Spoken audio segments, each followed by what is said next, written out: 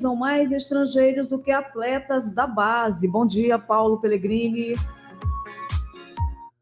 Bom dia, Adalberto. Bom dia, Mayra. Bom dia, ouvintes do jornal Rádio Universidade. Um recente levantamento dos números de utilização de jogadores da base nos clubes da Série A mostrou que, em média, os times tinham utilizado muito pouco jogadores criados no clube, cerca de 4 ou 5 por clube, em relação a uma média que a gente poderia ponderar, utilizado, portanto, menos jogadores do que, por exemplo, jogadores estrangeiros.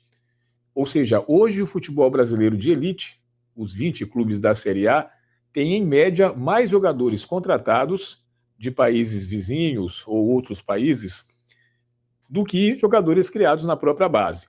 E outro dado que chama a atenção é que boa parte do retorno das vendas dos jogadores jovens para o mercado externo é investida pelos clubes brasileiros na contratação de jogadores veteranos em fim de carreira ou que já têm larga experiência fora do Brasil e estão voltando para encerrar suas carreiras.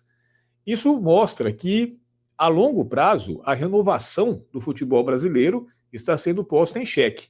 Os times não estão apostando, não estão investindo em jogadores de futuro para fortalecer seus próprios elencos.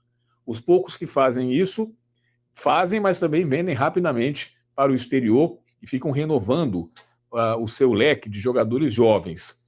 Com isso, a gente pode imaginar que haverá uma certa dificuldade na renovação de talentos para o futebol brasileiro, se é que já não está havendo. Haja vista que a gente percebeu na última Copa do Mundo uma convocação limitada do treinador Ancelotti em cima daquilo que ele poderia ter, já que não há uma renovação a contento de vários setores, como laterais, centroavante e armadores.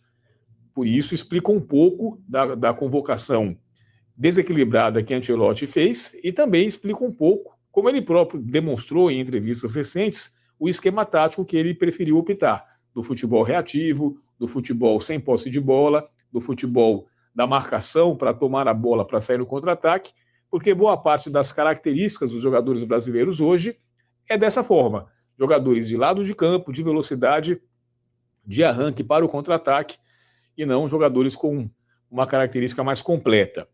É preciso, portanto, que os clubes repensem um pouco duas coisas. Primeiro, fortalecer mais a formação de jogadores, fazer com que haja um interesse maior do jovem em praticar futebol nos grandes clubes. Claro, toda uma cultura brasileira também precisaria ser mais incentivada, do futebol na rua, do futebol na praia, do futebol nas praças, dos campos de várzea.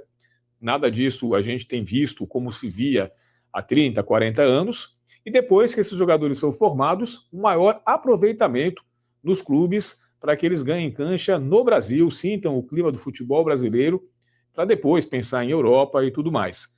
Não é o que ocorre hoje. Hoje a formação é pequena e ela é de curto prazo. Jogadores são vendidos rapidamente e os que ficam não são aproveitados e, em contraposição, os clubes preferem apostar ou em estrangeiros ou em veteranos que já deram sua contribuição e, por exemplo, não voltarão para a seleção brasileira.